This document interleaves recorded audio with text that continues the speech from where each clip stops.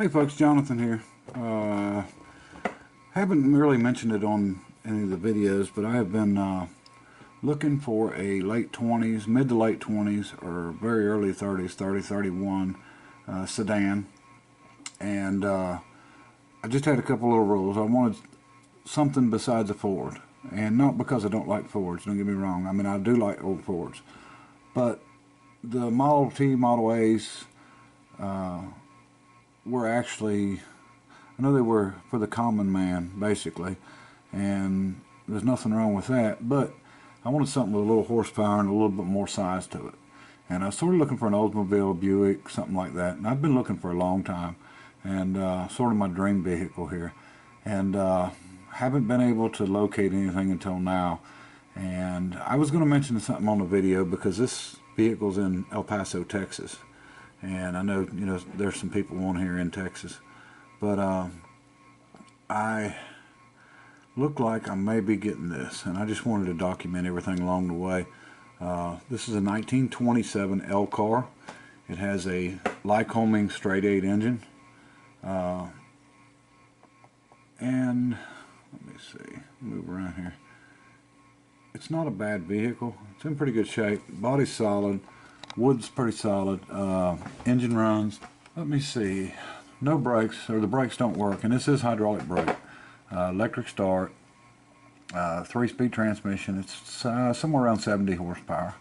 So, a lot more horsepower. Now, this car would have been, I think, about $1,900 in 1927, where the Model T Ford could have been bought for, I think, $360 in 1927. So this is a lot higher end car. Now, this company was in Indiana, Elcar, I believe, but they actually went out of business 1931, which was during the Depression. But they started out making buggies, and pretty rare car. I've been, I can't afford a Cadillac or a Rolls Royce or a big car like that. But that's the style I was sort of going for. I wanted something pretty luxury and big, and the reason being is I actually wanted a 4-door and I wanted a sedan. I passed up some coupes and some smaller cars. The Fords and the Willys Knights and stuff like that are pretty small. So I wanted just something more roomy and bigger, something that me and my grandson and my wife can get in and go go to a show or ride in. And it's not perfect by any means, but it's a good start, and it's really what I was looking for. Like I said, it's a pretty good sized car. The wheelbase is just about the same as a full size pickup, long bed pickup. And I'm hoping that I'm going to call in the morning and make arrangements to do the payment on this thing to get it paid for. And I have actually put the shipping on U-Ship and getting quotes on it. And it's 1,780 something miles, and as of right now we got a $1,599 price, and then U-Ship's going to charge $100 extra. So we'll see how that goes. We just put it on there last night, so the prices may go down. I'm not necessarily going to take the cheapest price. I want to look at the reviews and what they're using to haul with, and whether they're willing to, accommodate what I want. I don't mind the open transport, but I put a little clause in there that I want it tarped, and so we're gonna see how this goes. But I'm gonna take you all along with me here. No brakes on it. It's hydraulic brake, but there's no backing plates. He said you can see the brakes open, and there's just a plate that sticks out that holds the wheel cylinder. So pretty neat little setup, and way farther ahead than like the old Fords with the mechanical brakes. And Henry Ford wasn't really didn't want to update anything. He wanted to keep it all at a cheap price, and I understand that. I mean, that's how he made his money. But I just wanted something a little bigger, something with a little bit more horsepower that could sort of keep up with traffic anyway. Lycoming engine, so should be able to keep up with it. Pretty good torque numbers, I'm sure.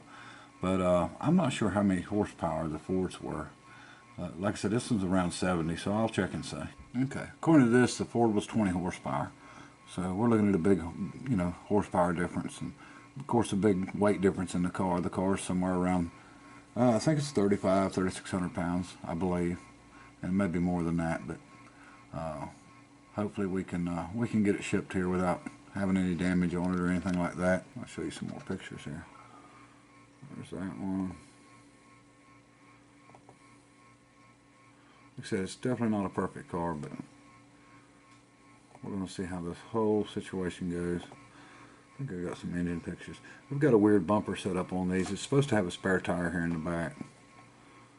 So, interior, as you can see, needs completed. Put that together. It's got a couple of boxes of parts that come with it, hopefully with door handles and stuff like that. But we'll see. You know, a lot of people will not buy a car like this because the parts are hard to get a hold of, and not only that, you know, they're not willing to do anything but restore it back to original, and I'm not necessarily that way. I want to put it back to a driver, and you see boxes of parts in the back. And let me see, here's the engine. Like I said, it's a Lycoming inline 8 flathead. It's got a vacuum system for the fuel pump. Dash is in pretty good shape. Of course, firewall's wood.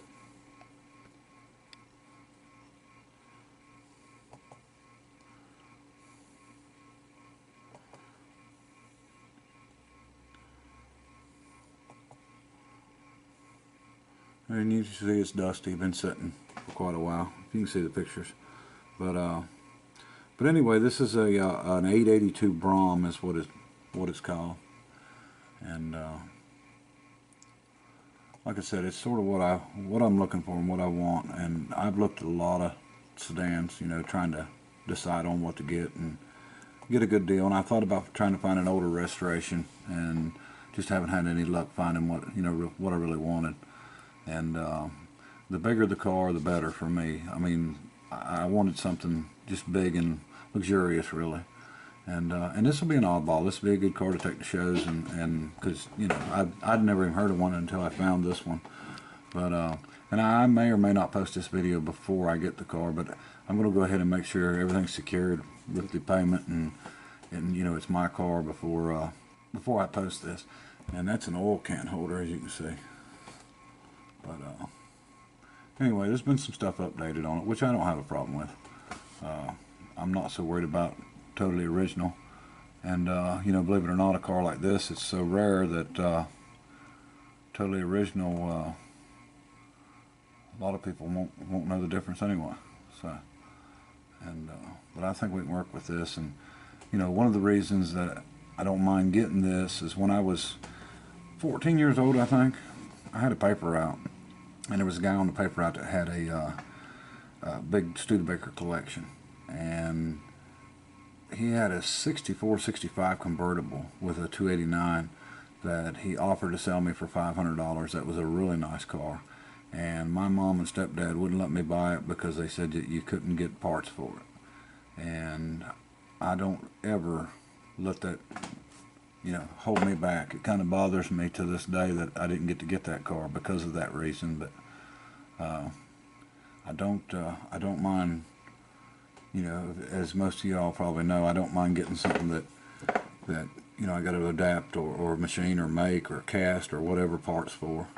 You know, it's not a big issue to me. And you know, and I'm, like I said, I'm not going for a 100% original car anyway. So anyway, I'll let it go from here, and I'll keep you updated here on what happens. Okay, folks. The video before this was done on Saturday, and this is now Monday, and Monday evening, and everything is going good. I actually finalized the deal with the car, and it's going to probably be a couple weeks before I get it here. But I wanted to go ahead and update you on what I found here. This was a post that I found on Antique Automobile Collectors Association.org, and this post was done mid-year of last year, and this was evidently before this guy that I'm getting it from bought it. Okay, and I want to read this post to you here real quick. It says new here. I've inherited a very rare 1927 Elcar model 882 Brougham, and or Broom is actually how it's pronounced, but or Brougham, either way. 5-passenger sedan, 99% complete. Arizona car, garage kept since 1975. Engine and carb was professionally rebuilt in 1995. Starter rewound last year. Car was featured in William S. Locke's book, and so much more history behind this car. Hoping to learn more from this group. Now, I'm assuming that this was somebody that had inherited the car and was probably pretty excited about the car, and then didn't follow through on it, you know, restoring it or finishing it up. So they sold it to this other guy, and that's who I'm getting it from. Now I can see a few little things that have been done to it since this other guy got it, and just, you know, little stuff. It looked like that he's redone the wheels since then, but I'll show you the pictures that this guy posted. Now the seller didn't tell me that the engine had been rebuilt or anything like that, and I have no doubt that this is right, that it has been built. It looks like it from the pictures. It's nice and clean and everything. The frame's supposed to be cleaned and painted and done. Okay, I'll show you the pictures of this that this guy had posted. And let me see. As you can see the wood on it.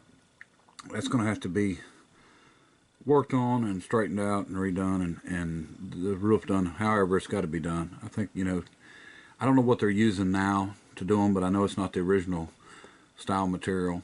But you know, it's going to be like a Naga off the Naga hide farm or something. But running boards look like they're wood. They probably were rubber covered or something.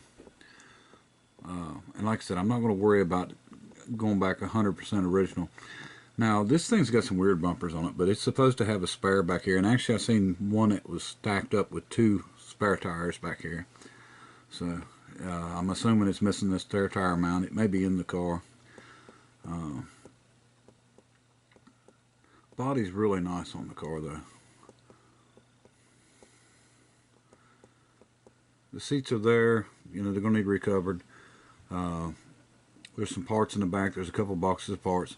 Door panels are of course non-existent, but the wood's there, good shape.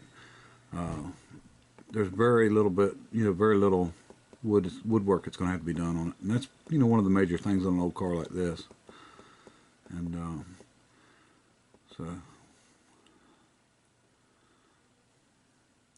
and there is the foot pieces.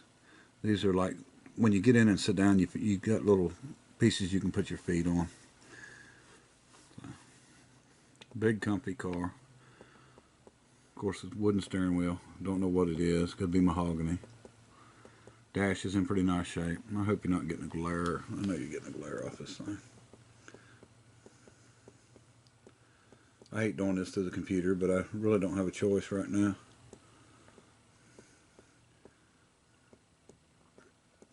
But everything's in, you know, really good shape on it. And you can see the rear end's been painted. The whole frame and everything's supposed to have been repainted. I don't know whether they took the body off or not when they done it.